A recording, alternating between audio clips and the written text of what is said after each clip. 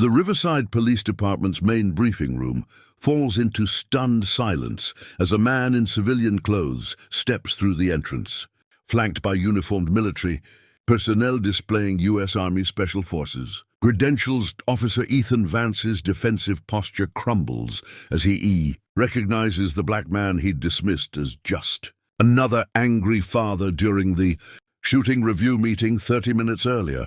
"Good evening, officers," Colonel Benjamin Lawson announces, his voice carrying unmistakable military command authority throughout the room. "I'm Colonel Benjamin Lawson, U.S. Army Special Forces Command.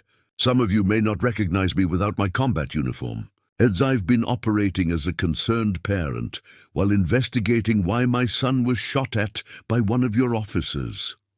His eyes lock onto Vance, who has gone pale. "Officer Vance, I believe we need to discuss why you drew your weapon on my 17-year-old son Jordan while he was walking home from basketball practice, fired 2 shots that missed him by inches, and told investigators that you feared for your life from an unarmed teenager. Carrying a backpack and wearing his school jersey, the gathered officers freeze in recognition. The cop, who 30 minutes ago had treated him like a powerless civilian, now faces the Special Forces commander whose son he nearly killed, and his career in law enforcement is about to end under federal investigation. Before we jump back in, tell us where you're tuning in from, and if this story touches you, make sure you're subscribed, because tomorrow I've saved something extra special for you. 4 days earlier, Colonel Benjamin Lawson had been reviewing classified mission briefs at Camp Davidson Army Base when he received the phone call that would force him to choose between operational security and protecting his son from institutional racism that had nearly turned deadly. At 41, Lawson commanded the 1st Special Forces Group's most elite counterterrorism unit, responsible for direct action missions in hostile territories that required absolute secrecy and precision under extreme pressure. His 15-year military career had taken him from Fort Bragg to Afghanistan to classified operations across 4 continents, building a reputation for tactical excellence and unwavering commitment to protecting innocent lives under impossible circumstances. The bitter irony that he would need those same protective instincts to defend his son from American law enforcement in their own neighborhood hadn't escaped him. Lawson was a devoted father to 17-year-old Jordan, balancing the demands of Special Forces leadership with active involvement in his son's academic and athletic achievements. Jordan was everything a military father could hope for: academically gifted with a 3.8 GPA, athletically talented as starting point guard for Riverside High's basketball team, and morally grounded with plans to attend West Point and follow his father's military service. The Lawson family had moved to Pinewood Heights specifically because the neighborhood's reputation for safety and strong schools made it ideal for raising a military child. During the stateside assignments between deployments, Dr. Sandra Lawson, Jordan's mother and Benjamin's wife of 19 years, worked as an emergency room physician at St. Mary's Medical Center, and the family had integrated into the community through Jordan's school activities and Sandra's hospital connections. What none of them had anticipated was that their upper-middle-class suburban neighborhood would expose Jordan to the same racial profiling and police violence that plagued urban communities. Disguised behind the veneer of community policing and public safety, Officer Ethan Vance had been with Riverside Police Department for 10 years, the last 6 assigned to patrol in Pinewood Heights, where his aggressive approach to suspicious persons had generated dozens of civilian complaints that were consistently dismissed by supervisors who praised his proactive policing and arrest statistics. Vance's personnel file revealed a disturbing pattern that Internal Affairs had either ignored or rationalized. 23 use-of-force incidents over 8 years, with 20 involving Black or Latino suspects, 47 civilian complaints about racial profiling and excessive force, and a documented history of stops and searches that showed clear demographic bias despite his patrol. Area's diverse population. What made Vance particularly dangerous was his ability to articulate post hoc justifications for discriminatory enforcement that survived cursory administrative review. He had learned to describe furtive movements, aggressive posture, and failure to comply with lawful orders in language that created legal cover for racially motivated police contacts. Even when body camera footage contradicted his written narratives, his supervisors, including Watch Commander Lieutenant Sharon Davis and ultimately Chief Amanda Russell, had created an institutional culture that treated civilian complaints as inherent adversarial rather than potentially legitimate, dismissing patterns of misconduct as coincidental and prioritizing officer protection over community safety. This institutional enabling had given Vance confidence that his authority was absolute and his actions would face no meaningful consequences, regardless of their constitutionality or their impact on the communities he was supposed to serve. The incident that would bring Colonel Lawson into direct conflict with police racism began with Jordan walking home from basketball practice on a Tuesday evening, carrying his team backpack and wearing his Riverside High jersey,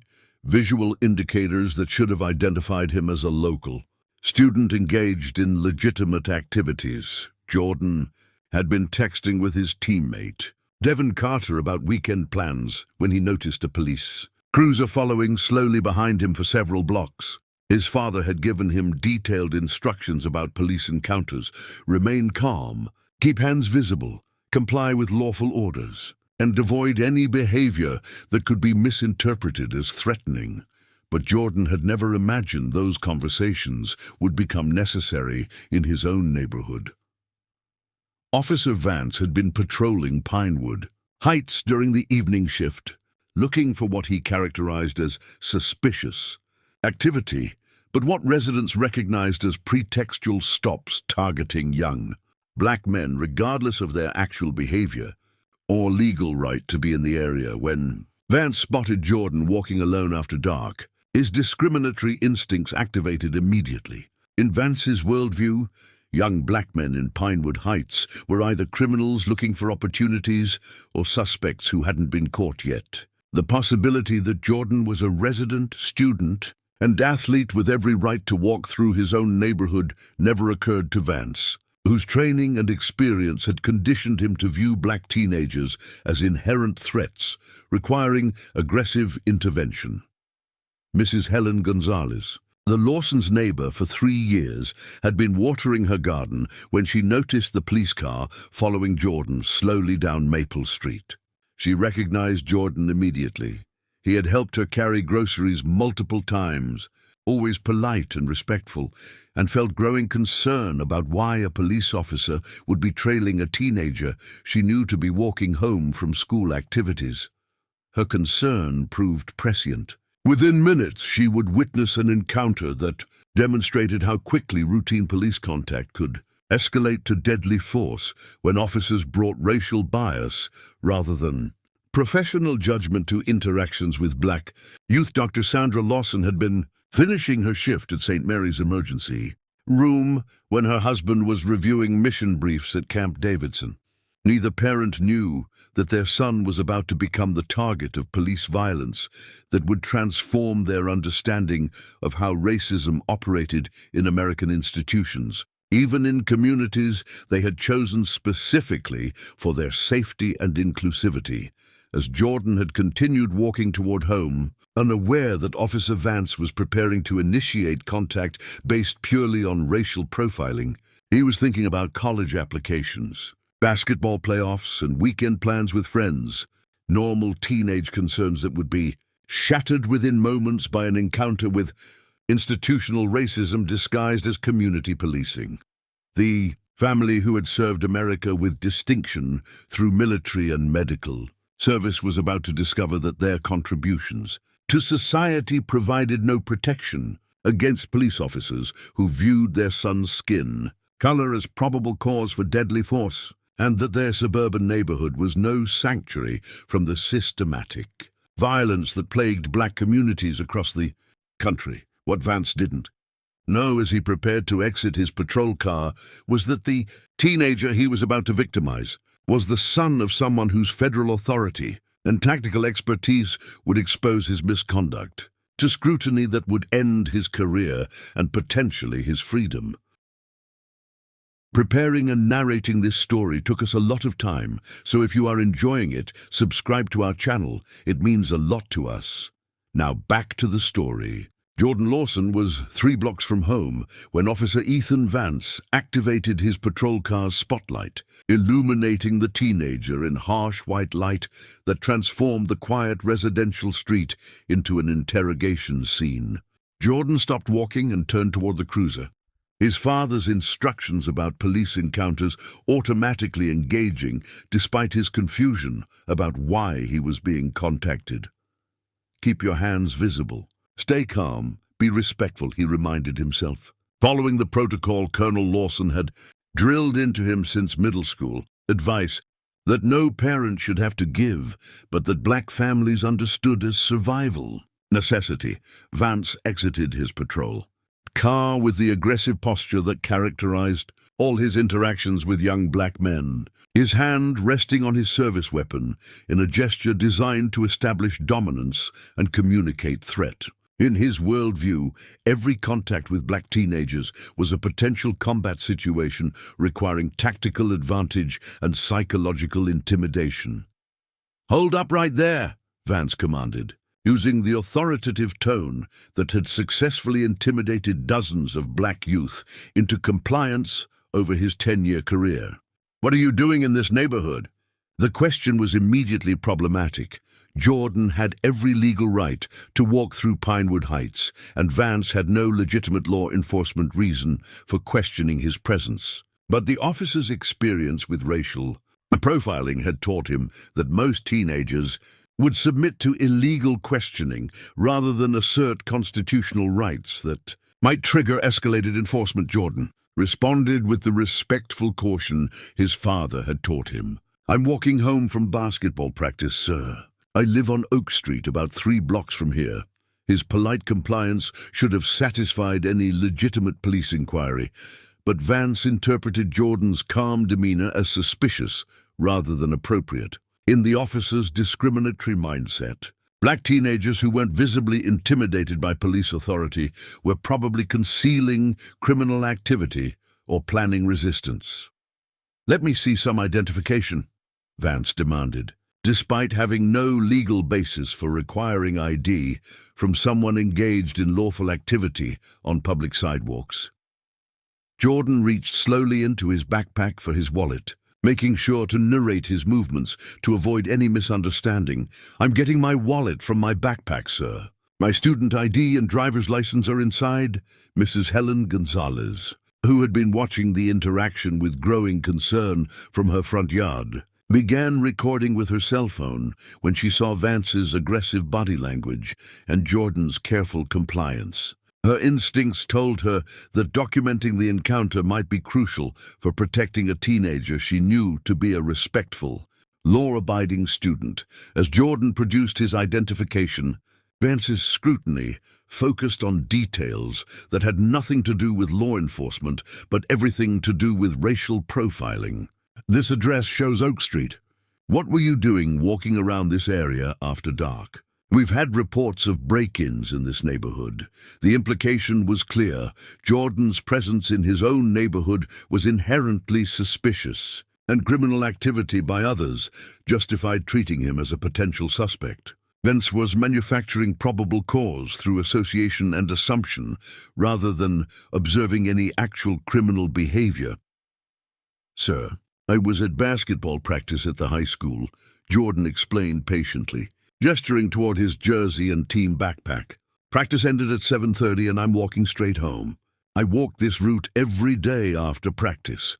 His reasonable explanation should have ended the encounter, but Vance had already decided that Jordan represented a threat that required aggressive response. The officer's training and experience had conditioned him to escalate rather than de-escalate when dealing with black youth, viewing constitutional rights as obstacles to law enforcement rather than protections that governed police behavior.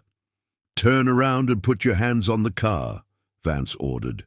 transitioning from questioning to physical control without any justification based on criminal activity or officer safety. Jordan's confusion was evident in his voice. "Sir, what did I do wrong? I showed you my ID, I explained where I'm going. What law did I violate?" His legitimate questions about probable cause triggered Vance's hostility completely. In the officer's worldview, black teenagers who questioned police authority were demonstrating exactly the kind of attitude that justified harsh enforcement, regardless of whether they had committed any crimes. "Don't argue with me, kid. Turn around and put your hands on the car." "Now," Vance repeated, his voice rising with anger at what he perceived as defiance rather than reasonable inquiry about his rights. What happened next would be captured on Mrs. Gonzalez's video and transform a routine case of racial profiling into a near-fatal encounter that exposed the deadliest aspects of police racism. As Jordan began to comply with the illegal order to submit to search without probable cause, his backpack shifted on his shoulder, causing him to adjust the strap for balance. The movement was natural and non-threatening, a teenager managing his school bag while being forced into an uncomfortable position by police authority, but Vance's discriminatory training had conditioned him to interpret any movement by black subjects as potentially threatening. His perception of Jordan shifted instantly from non-compliant teenager to active threat, requiring deadly force response. "He's reaching for something," Vance shouted, drawing his service weapon with practiced speed while backpedaling toward his patrol car for cover. Jordan's hands shot up immediately, his father's training kicking in automatically. "I'm not reaching for anything. My hands are up. I'm not armed!" But Vance's adrenaline and racial bias had already triggered the fight-or-flight response that made rational assessment impossible. In his distorted perception, Jordan's adjustment of his backpack strap became a threatening gesture that justified deadly force, and his compliance became evidence of guilt rather than appropriate cooperation. "Drop the weapon," Vance screamed, despite Jordan clearly having no weapon and his hands being visible and raised. Mrs. Gonzalez, still recording, began shouting from her yard, "He doesn't have a weapon! He's just a kid with a backpack. Don't shoot." Her witness testimony should have penetrated Vance's tunnel vision. But the officer's discriminatory conditioning had created a reality where black teenagers were inherently dangerous and civilian witnesses were obstacles to legitimate law enforcement. The sound of Mrs. Gonzalez's voice seemed to startle Vance, who spun toward the potential threat while maintaining his weapon's aim at Jordan. In that moment of divided attention and heightened adrenaline, his finger found the trigger. 2 gunshots shattered the quiet suburban evening, the muzzle flashes illuminating Jordan's terrified face as bullets passed inches from his head, embedding in the oak tree behind him.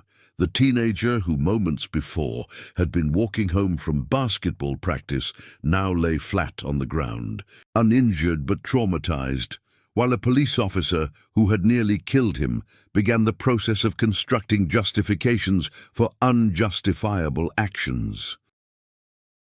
The immediate aftermath of Officer Vance's gunshots demonstrated both the community horror at witnessing near-fatal police violence and the institutional mechanisms that would attempt to protect the officer, who had almost killed an unarmed teenager. Mrs. Helen Gonzalez, still recording despite her terror, began screaming for help while maintaining her phone's focus on Jordan, who lay motionless on the sidewalk with his hands still raised.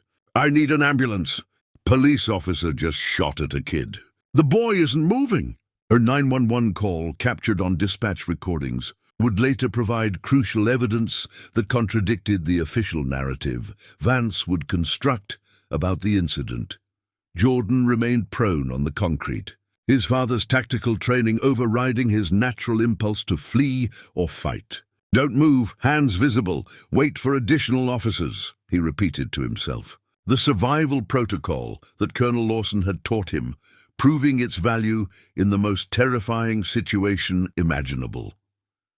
Officer Jake Norton, Vance's partner, who had been monitoring from the patrol car, finally exited the vehicle and approached the scene with his own weapon drawn. His training telling him to secure the area, while his instincts told him something had gone very wrong. "Ethan, what happened?" Norton asked, but his question was directed more at understanding how to support his partner than determining whether the shooting was justified. Vance, his adrenaline still surging from the near-fatal encounter, immediately began constructing the narrative that would protect him from accountability.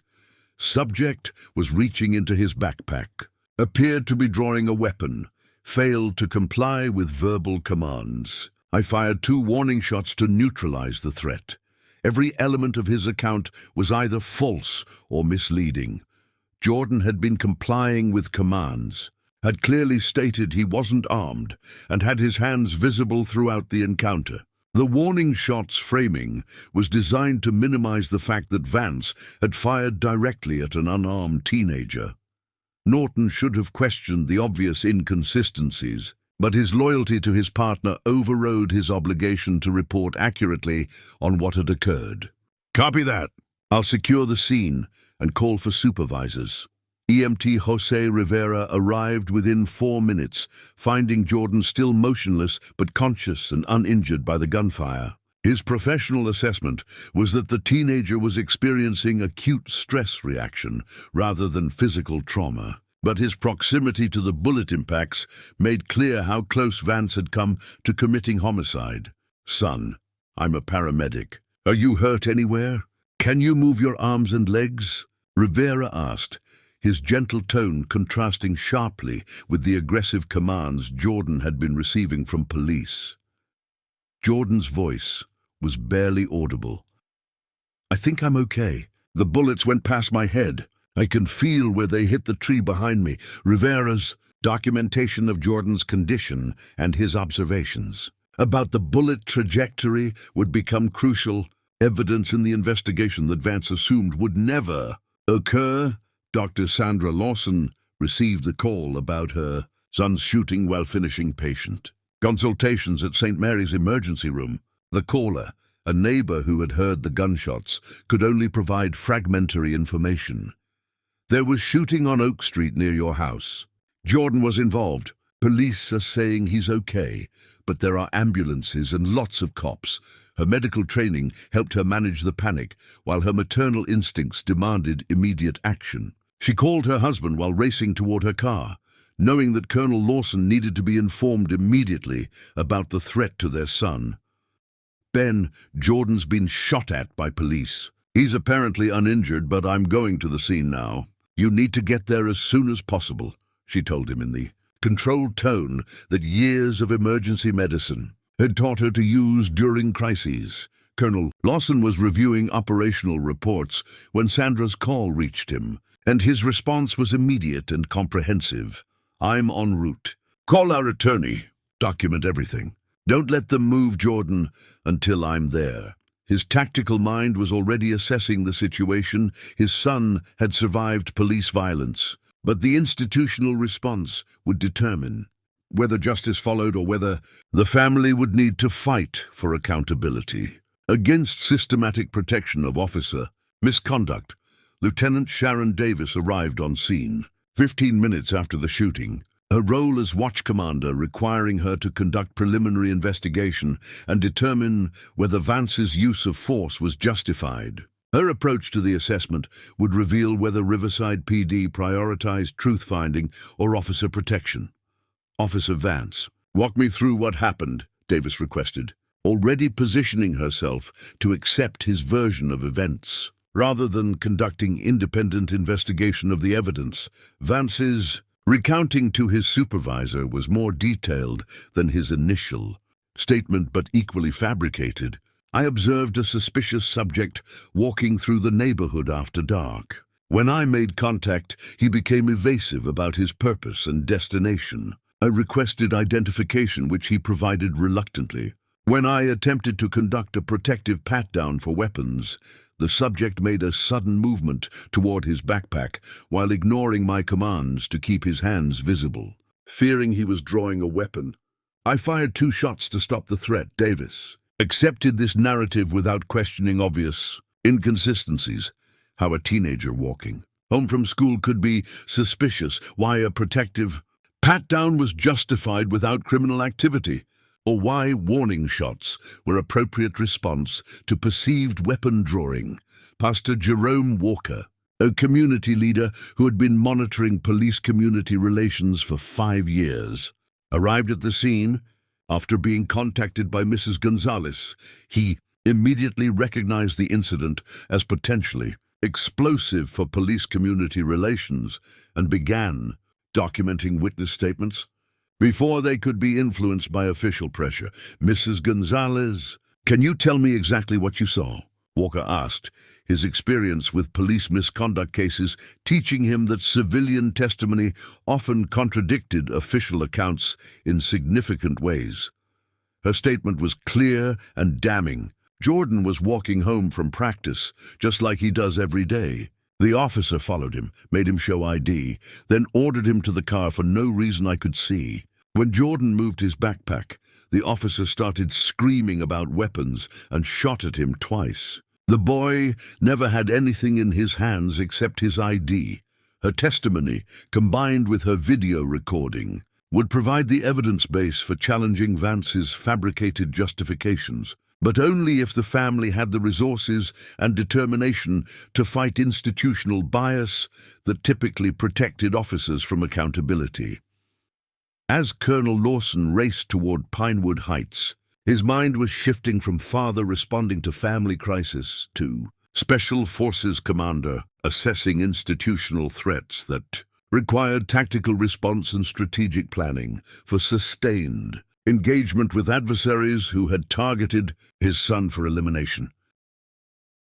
While Colonel Lawson raced from Camp Davidson to the scene of his son's shooting, his missed communication protocols had triggered a comprehensive military response that would converge on Riverside with federal authority that local officials couldn't comprehend or resist. Major Alan Brooks, Lawson's second-in-command, had been monitoring routine operational communications when the colonel failed to respond to scheduled check-ins required for personnel with access to classified counterterrorism operations. Any deviation from communication protocols triggered immediate security assessment due to the sensitive nature of Special Forces missions and the constant threat of hostile surveillance or kidnapping. Colonel Lawson missed 2 consecutive check-ins.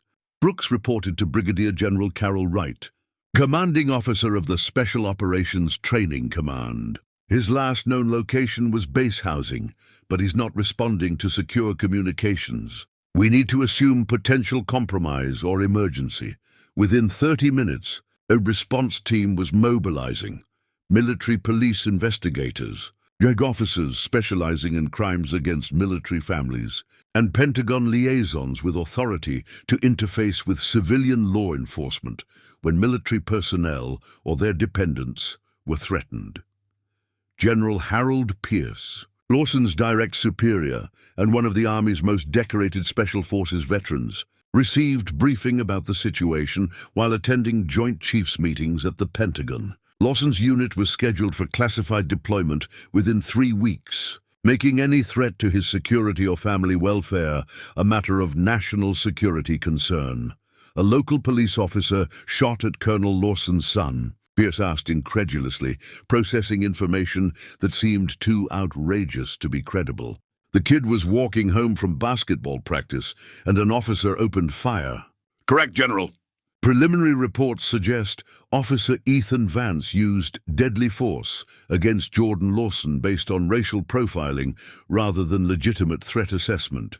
Colonel Lawson is currently at the scene, but his security status is unclear, Major Brooks explained via secure video link. The situation presented unprecedented challenges. Protecting Lawson's family required federal intervention, but doing so could compromise operational security for ongoing missions, where his special operations expertise was crucial for national defense. Meanwhile, at Riverside Police Department headquarters, Chief Amanda Russell was receiving briefings about the shooting that emphasized officer safety and potential community unrest, rather than investigating whether deadly force had been justified against an unarmed teenager. We need to get ahead of this narrative before it becomes a racial incident, Russell told her senior staff during an emergency meeting. Officer Vance followed proper protocols for a potentially dangerous encounter. The media will try to make this about race, but it's really about officer safety and split-second decision-making. Her framing of near homicide as proper protocols and racial profiling as officer safety demonstrated the institutional mindset that would protect Vance's misconduct through narrative control rather than accountability. Dr. Sandra Lawson had arrived at the scene to find Jordan sitting in an ambulance, physically unharmed but psychologically traumatized by his near-death experience. As an emergency room physician, she could assess that he wasn't suffering from physical injury, but her parental instincts recognized symptoms of acute stress that could have lasting psychological impacts. "Mom, I did everything Dad taught me," Jordan told her, his voice shaking with residual adrenaline. "I kept my hands visible. I was respectful. I answered his questions. But he still tried to kill me. I heard the bullets go past my head." His testimony provided medical professional witness to the trauma inflicted by police violence, but also demonstrated that even perfect compliance with police instructions provided no protection against officers who viewed black teenagers as inherent threats. Mrs. Helen Gonzalez had shared her video recording with Pastor Jerome Walker, whose experience with police misconduct cases taught him that visual evidence was crucial for challenging fabricated officer accounts. The footage clearly showed Jordan's compliance, Vance's aggressive escalation, and the unjustified use of deadly force. "This recording contradicts everything the officers are claiming," Walker told the growing crowd of community members who had gathered at the scene. Jordan was cooperative throughout. Officer Vance created danger where none existed, then used that manufactured threat to justify shooting at an unarmed child. Ahmad Patel, who owned a convenience store 2 blocks away and had heard the gunshots, approached the scene with security camera footage from his business that captured Vance's patrol car following Jordan for several blocks before initiating contact. Officer was trailing that boy for at least 5 minutes before stopping him, Patel told Pastor Walker. "My cameras show the kid walking normally, not doing anything suspicious. Cop was hunting him from the beginning." The surveillance footage would provide additional evidence that Vance had targeted Jordan based on racial profiling, rather than observing any criminal activity or suspicious behavior. At Camp Davidson, military intelligence analysts were conducting background investigation of Officer Vance and discovering troubling patterns that suggested Jordan's shooting was part of systematic discrimination rather than isolated incident. Vance has 23 use of force complaints over 8 years, with 20 involving black or Latino civilians, reported Colonel Lisa Hoffman, JAG officer assigned to the case. His pattern shows clear racial bias that Riverside PD has ignored despite repeated community complaints and statistical evidence of discriminatory enforcement. The military intelligence assessment revealed that Jordan had been victimized not by a rogue officer but by someone whose discriminatory practices had been institutionally enabled through administrative indifference and supervisory protection. Federal authorities coordinated response to protect one of their elite commanders and his family. Officer Vance was completing paperwork that characterized his near homicide as appropriate use of force in response to perceived weapon threat, confident that his institutional protection would insulate him from consequences. He had no idea that within hours, Riverside Police Department would be occupied by federal military personnel with authority that made local police jurisdiction irrelevant, or that the angry father he had dismissed was actually someone whose colleagues possessed investigative capabilities and legal powers that would expose his misconduct to scrutiny that would end his career and potentially result in federal prosecution for civil rights violations. The suburban police officer who thought his badge gave him license to hunt black teenagers, was about to discover that he had targeted the son of someone whose federal authority would bring accountability that local institutions had systematically avoided.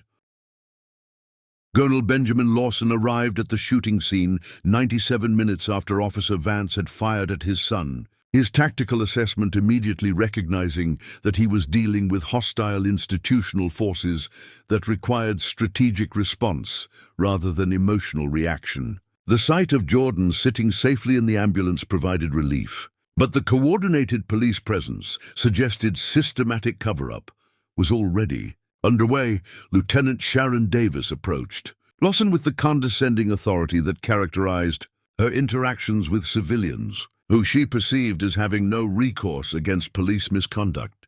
"Mr. Lawson, I'm the watch commander. I want to assure you that we've conducted a thorough preliminary investigation of tonight's incident. Officer Vance followed proper procedures for a potentially dangerous encounter with an uncooperative subject. Her framing of the shooting as proper procedures and Jordan as an uncooperative subject immediately activated Lawson's assessment that he was dealing with institutional conspiracy to protect criminal behavior, rather than legitimate law enforcement investigation. "Lieutenant, what specific criminal activity did Officer Vance observe that justified drawing his weapon on my son?" Lawson asked, his voice carrying the controlled precision that his soldiers recognized as prelude to tactical engagement. Davis had expected the question, but was confident in her ability to manipulate civilian parents who lacked understanding of police procedures and legal protections for officer discretion. "Mr. Lawson, Officer Vance observed suspicious behavior in a neighborhood that's experienced recent criminal activity. When your son failed to comply with lawful orders during a protective pat-down, the officer was forced to respond to what appeared to be a weapon-drawing motion. These situations require split-second decisions that civilians often don't understand." Her explanation was carefully constructed to sound reasonable. While omitting crucial facts, Jordan had committed no crime, had complied with all lawful orders, had clearly stated he was unarmed, and had never made any threatening gesture that could justify deadly force. Lawson's military training allowed him to recognize Davis's psychological tactics immediately. She was using institutional authority and professional jargon to intimidate him into accepting false narratives about his son's near homicide. The approach worked with most civilian parents who lacked resources to challenge police accounts effectively. "I'd like to review the body camera footage of this encounter," Lawson requested, giving Davis opportunity to demonstrate whether the department prioritized transparency or concealment. Her response revealed institutional commitment to protecting misconduct. "Body camera footage is evidence in an ongoing investigation. It can only be released through proper legal channels after the investigation is complete. But I can assure you that Officer Vance's actions were completely justified, based on the threat he perceived. The refusal to provide evidence while demanding acceptance of police claims without verification demonstrated exactly the administrative bias that enabled officers like Vance to victimize civilians without accountability. Meanwhile, Lawson's secure communication device displayed incoming message from Major Brooks, Federal Response Team en route. Authorization granted for full disclosure of military status and federal intervention. Timeline immediate. He activated his response protocol. Copy. Maintaining position until federal assets arrive. Civilian authorities attempting narrative control and evidence suppression. Request priority intervention. Mrs. Helen Gonzalez approached Lawson with her video recording, recognizing that civilian documentation might be more credible than official police accounts, given the obvious attempt to protect officer misconduct. "Mr. Lawson, I recorded the whole thing from my yard," she told him quietly, showing him her phone screen. "Your son was polite and cooperative throughout. Officer Vance escalated to shooting without any justification I could see. Jordan never had anything in his hands except his student ID," her witness Testimony and video evidence provided independent documentation that contradicted every element of the official narrative being constructed by Davis and Vance. But Lawson understood that civilian evidence alone might not penetrate institutional bias that protected police officers from accountability. At exactly 9:43 p.m., the federal convoy arrived at the scene. Military police vehicles, Pentagon staff cars, and JAG officers with federal jurisdiction over crimes against military families. The presence of uniformed military personnel with Department of Defense credentials created immediate confusion among Riverside officers who had never anticipated federal intervention in what they viewed as routine local police work. Chief Amanda Russell, summoned from home by her watch commander's panicked call about federal military personnel demanding immediate access to the shooting scene, arrived to find her. Crime scene occupied by authorities whose jurisdiction exceeded her understanding. "I'm Chief Russell.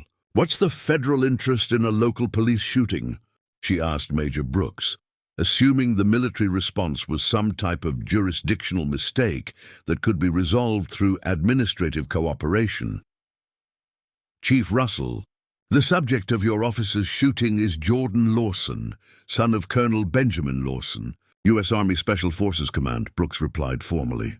"Officer Vance's use of deadly force against a military dependent triggers federal jurisdiction under multiple statutes governing crimes against military families. The revelation that they had been dealing with a Special Forces commander's family rather than powerless civilians sent shockwaves through the assembled police personnel. Several officers exchanged concerned glances, recognizing that federal military investigation would operate under different rules than local administrative review. General Harold Pierce's staff car arrived moments later, the Pentagon license plates and general officer flags making clear that this incident had escalated beyond local law enforcement jurisdiction to national military command attention. Lawson maintained his civilian cover until Pierce approached, then snapped to attention and saluted, the military protocol making his actual identity unmistakable to everyone present.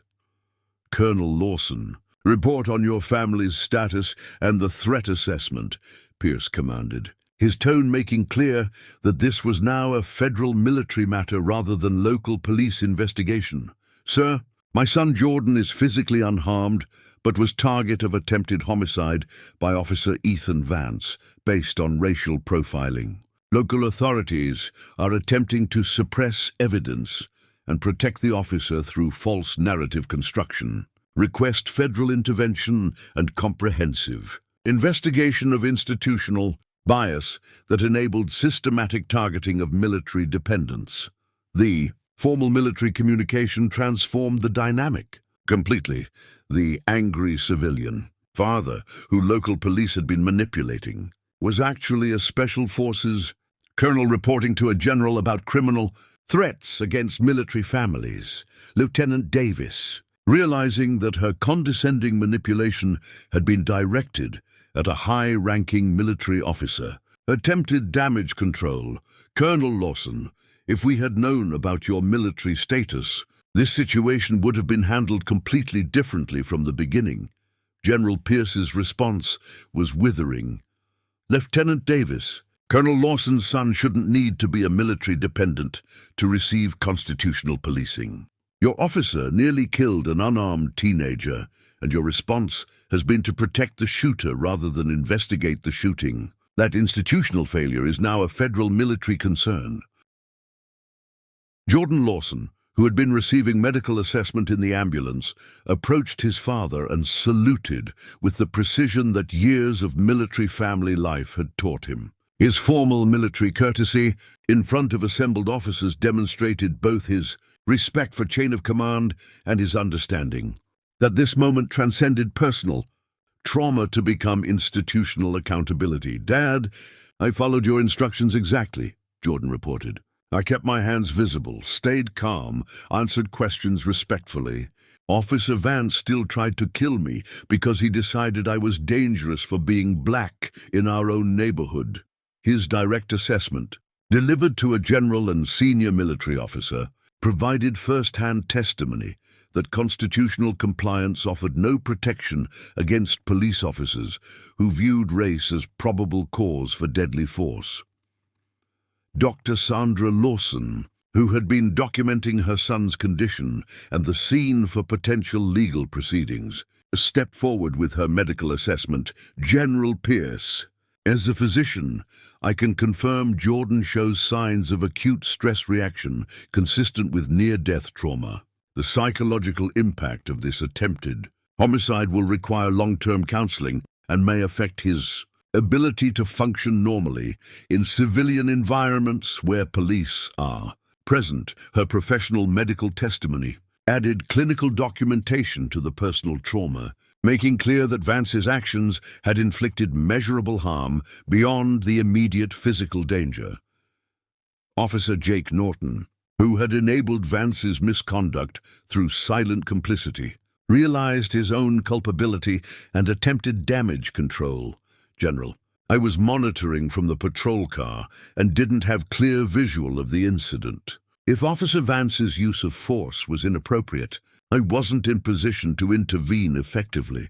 Colonel Hoffman's response eliminated his excuse. Officer Norton, you were present when your partner targeted a teenager based on racial profiling. You heard the illegal questioning, witnessed the unjustified escalation, and said nothing to de-escalate or challenge obviously inappropriate enforcement. That passive enabling makes you complicit in attempted homicide.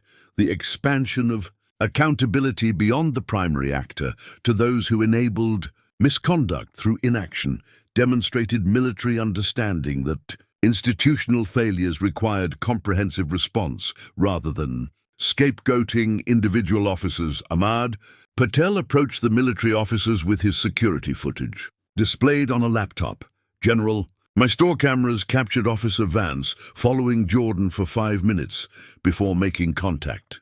The boy was walking normally, not doing anything suspicious. This was hunting, not policing. The surveillance evidence provided additional proof that Vance had targeted Jordan based on discriminatory profiling rather than observing any criminal activity or legitimate law enforcement concern. Lieutenant Davis, facing potential federal prosecution for her role in attempting to cover up the shooting, made one final attempt to minimize institutional culpability. General Pierce, while tonight's incident was regrettable, it represents a training issue rather than systematic discrimination. Officer Vance misapplied appropriate tactics in a situation that required different response. General Pierce's reply was definitive. Lieutenant Davis, there is no training in American law enforcement that teaches officers to hunt black teenagers through residential neighborhoods and fire at them for adjusting backpack straps. This isn't misapplied tactics. This is attempted murder enabled by institutional racism. EMT Jose Rivera provided medical testimony that contradicted police claims about threat assessment. General, I treated Jordan at the scene. He showed no signs of aggression, resistance, or combative behavior. His stress response was consistent with someone who had been victimized, not someone who had been threatening others. The bullet impacts in the tree behind him show how close this came to being homicide. Major Brooks announced immediate federal action. Chief Russell, Riverside Police Department is now under federal investigation for systematic civil rights violations. Officer Vance is being charged with attempted murder under federal civil rights statutes. Lieutenant Davis faces conspiracy charges for attempting to cover up attempted homicide. Your entire department will be subject to federal oversight pending comprehensive reform. The swift escalation from local police shooting to federal prosecution demonstrated how thoroughly Vance's racial targeting had transcended civilian law enforcement jurisdiction to become military justice concern. Community members who had gathered at the scene began approaching the military officers to report their own experiences with Vance's discriminatory enforcement, creating spontaneous testimony about systematic abuse that local authorities had ignored. Officer, Vance stopped my nephew 6 times last year for looking suspicious while walking in our neighborhood, one resident told Colonel Hoffman. Same kid, same streets, never any criminal charges because he never did anything wrong. Just walking while black in Pinewood Heights. The pattern testimony demonstrated that Jordan's near homicide was the escalation of systematic harassment that had been building for years. Without effective intervention, Devon Carter, Jordan's teammate who had been texting with him just before the shooting, approached Colonel Lawson with his phone displaying their conversation. "Sir, Jordan was texting me about weekend plans when Officer Vance started following him. He wasn't doing anything but walking home and talking to friends. Normal teenager stuff. The communication records provided additional evidence of Jordan's innocuous activities and normal behavior prior to being targeted by Vance's discriminatory enforcement." Federal agents prepared to arrest Vance for attempted murder. The officer made one final statement that revealed his complete inability to understand the gravity of his actions.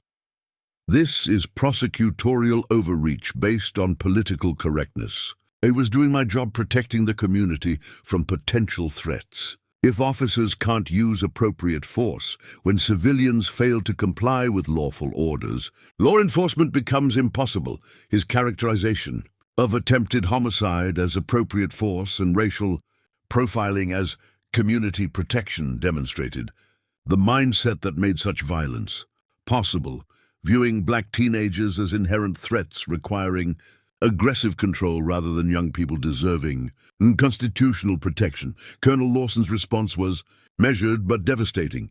"Officer Vance, I've served in combat zones where rules of engagement required more restraint against armed enemy combatants than you showed my unarmed son walking home from basketball practice. Your appropriate force constitutes war crimes if applied to prisoners of war.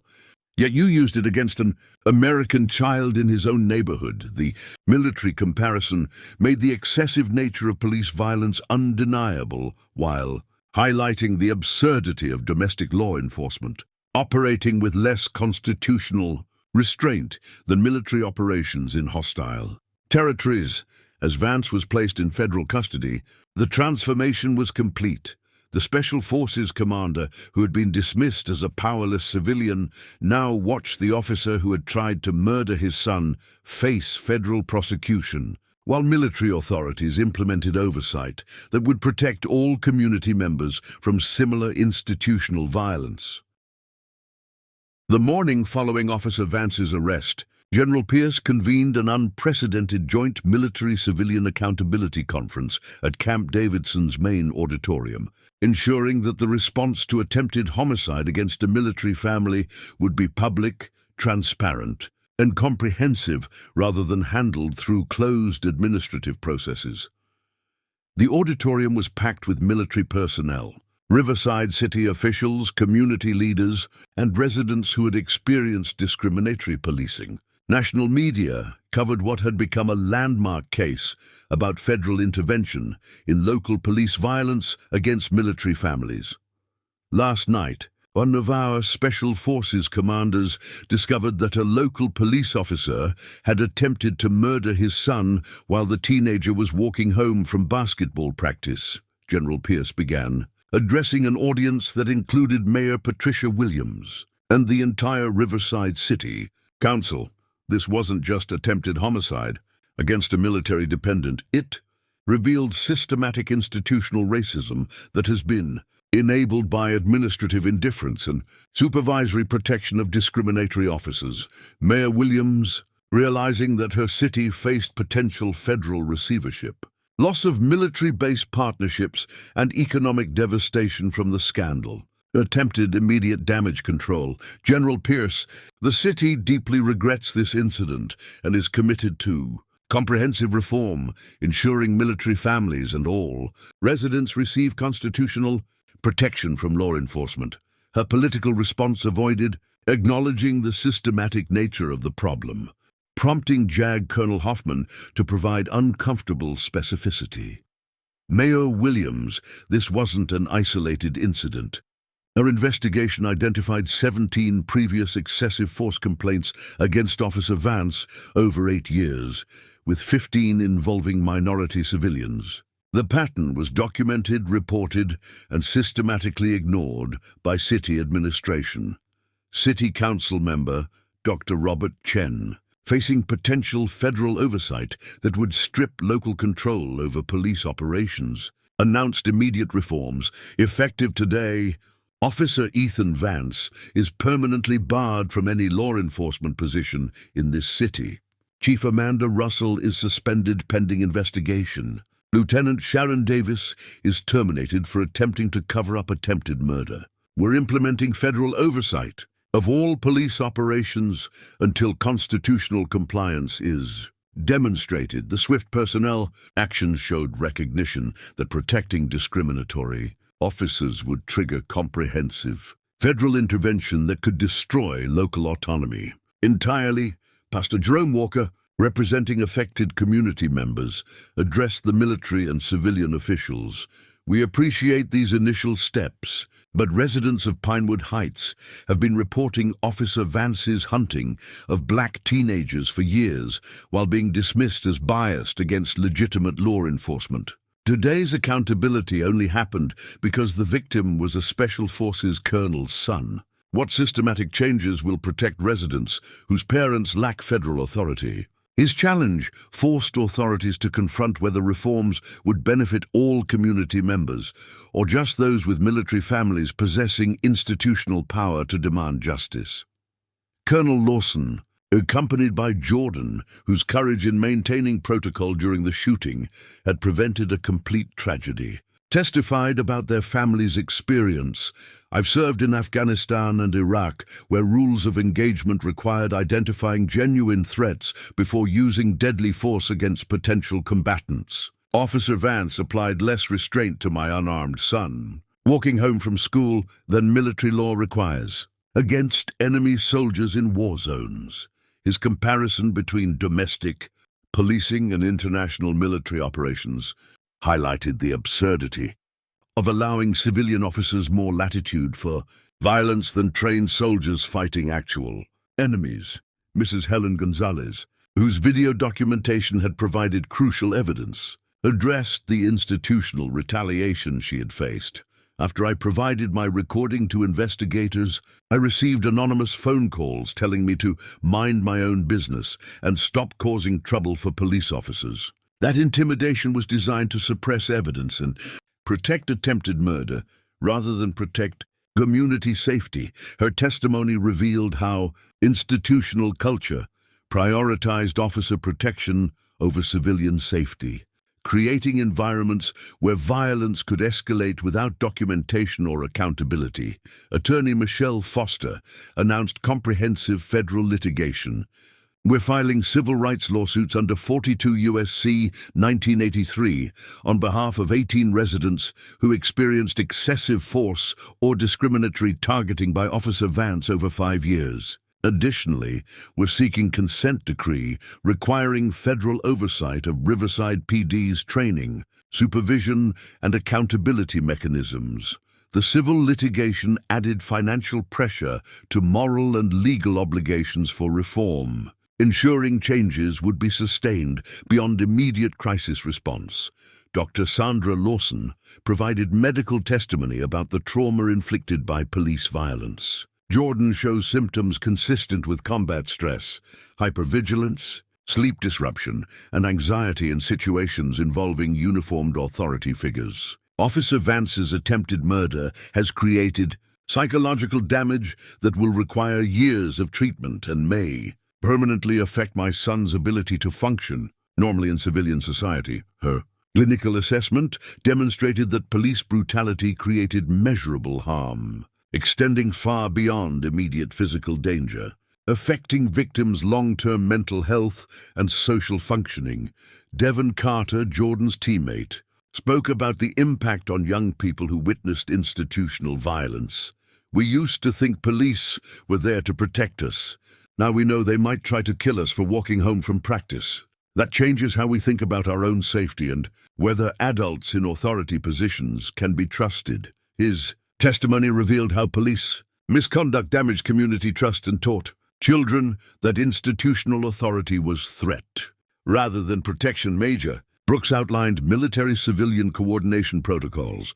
Camp Davidson will establish permanent liaison with Riverside to ensure military families receive appropriate protection and that any future misconduct against military dependents triggers immediate federal investigation. We're also providing constitutional policing training to all city law enforcement personnel. The ongoing military oversight demonstrated federal commitment to preventing future incidents rather than just responding to crises. After they occurred, Chief Russell's replacement, appointed under federal supervision, was Officer Vanessa Clark, whose record showed consistent constitutional compliance and community engagement. Her elevation demonstrated that reform involved promoting officers with integrity rather than just removing those with misconduct patterns. "We're rebuilding this department from the ground up," Clark announced. "Every policy, every training program, every accountability mechanism will be designed to prevent the institutional failures that enabled Officer Vance's attempted murder and Lieutenant Davis's cover-up. The accountability conference concluded with concrete structural changes. Federal oversight for 5 years, mandatory civil rights training with testing requirements, demographic tracking of all police interactions, civilian review board with subpoena power, and automatic federal investigation triggered by any use of force against military dependents. General Pierce concluded with institutional commitment. Colonel Lawson's response demonstrates how military leaders should interface with civilian institutions that threaten our families through strategic assessment, tactical patience, decisive federal intervention, and comprehensive follow-through. This case will be studied at the War College as an example of appropriate military-civilian coordination when local authorities fail to protect service members' dependents. As the conference ended, community members approached Colonel Lawson to express gratitude for exposing institutional violence they had experienced but felt powerless to challenge alone. "Thank you for having the authority to demand justice," one resident told him. "We knew Officer Vance was dangerous, but nobody with power listened until he targeted your family." Lawson's response emphasized collective responsibility. "The evidence was already there through your complaints and Pastor Walker's documentation. The difference was having federal authority to act on what you had already proven. Reform happened because witnesses like Mrs. Gonzalez refused to stay silent and advocates like Pastor Walker refused to accept injustice as normal." Over the following 10 weeks, Riverside Police Department underwent the most comprehensive transformation in its 40-year history, implementing changes that would serve as a national model for preventing police violence while maintaining legitimate community safety through constitutional methods. The Federal Police Reform Oversight Office, established at Camp Davidson under Department of Justice authority, was directed by Colonel Lisa Hoffman, whose military legal expertise and civil rights background made her uniquely qualified to rebuild civilian law enforcement systems that had systematically failed to protect constitutional rights. We're not just removing bad actors. Hoffman explained during mandatory retraining attended by all 127 Riverside police personnel. We're building institutional safeguards that make misconduct organizationally impossible to sustain. Every use of force, every stop, every interaction with civilians will be tracked, reviewed, and evaluated for constitutional compliance. The training wasn't superficial sensitivity education, but comprehensive legal instruction about constitutional limits on police authority, rules of engagement that military personnel followed in combat zones, and accountability mechanisms that made discrimination professionally self-destructive. Officer Vanessa Clark, promoted to chief under federal oversight, implemented revolutionary accountability measures throughout the department. Every officer's enforcement activities were now tracked demographically, with monthly reports showing stop rates, search rates, and use of force rates by racial category. Any officer showing disparities exceeding 15% between demographic groups faced mandatory review, retraining, and enhanced supervision. Data transparency protects everyone, Clark explained to community leaders during her first public meeting. When officers know their decisions are tracked and audited, unconscious bias gets corrected quickly. When patterns emerge, we address them through training rather than waiting until bias escalates to violence. The statistical monitoring eliminated plausible deniability. Officers could no longer claim their differential treatment was coincidental when data showed clear patterns of discriminatory enforcement. Colonel Lawson, whose military expertise had been crucial for exposing institutional failures, worked with Pentagon liaisons to develop the Lawson Protocol, comprehensive procedures for protecting military families from civilian law enforcement misconduct while maintaining appropriate military-civilian relations. Service members deploy worldwide to protect American freedoms. Lawson explained during a joint Pentagon-DOJ briefing, civilian police departments that threaten military families undermine national security by creating hostile domestic environments for those defending our country abroad. Constitutional policing isn't just civil rights issue, it's military readiness issue. His framework elevated protection of military dependence from individual advocacy to institutional policy that would safeguard thousands of military families. Across the nation, the Community Safety Commission, established with authority independent of police administration, included military representatives, community members, civil rights experts, and youth advocates with power to investigate complaints, review use of force incidents, and recommend personnel actions, including termination for constitutional violations. Jordan Lawson, whose near-death experience had catalyzed the comprehensive reforms, served as the youth representative, his perspective providing crucial insight into how police authority affected young people's daily lives and educational experiences. Teenagers know when police officers are being unfair or dangerous, but we usually don't think we can challenge adults with guns and badges, Jordan told the commission during its first public hearing. Having official ways to report problems and knowing that good adults will hold bad cops accountable makes our community safer for everyone. The youth voice in oversight ensured that reforms addressed actual problems rather than adult assumptions about what young people needed for safety and protection. Pastor Walker's community organization received federal funding to provide legal assistance and constitutional rights education to all Riverside residents, ensuring that future police encounters would involve informed civilians who understood their protections and could effectively challenge inappropriate enforcement. Legal knowledge equals survival in police interactions. Walker explained during community education sessions, when residents know their constitutional rights and documentation requirements, officers can't manipulate them through intimidation or fabricate probable cause without consequences. The legal education leveled power imbalances that had previously allowed officers like Vance to victimize civilians through confusion about rights and procedures. Officer Ethan Vance had been convicted on federal charges of attempted murder, deprivation of civil rights under color of law, and conspiracy to violate constitutional protections. His sentence of 12 years in federal prison represented the harshest punishment ever imposed for police violence against a minor, establishing legal precedent that targeting children carried enhanced penalties reflecting their vulnerability. School-age victims of police violence deserve maximum legal protection, federal judge Margaret Torres stated during sentencing. Officer Vance's decision to hunt and nearly execute a teenager walking home from basketball practice represents the most serious abuse of police authority imaginable.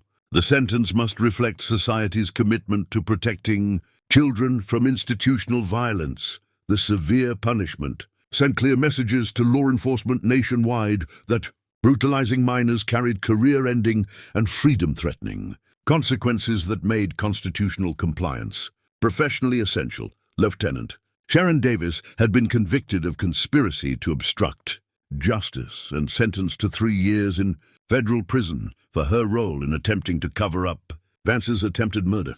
Her prosecution demonstrated that supervisory complicity in misconduct faced nearly identical consequences to direct participation in violence.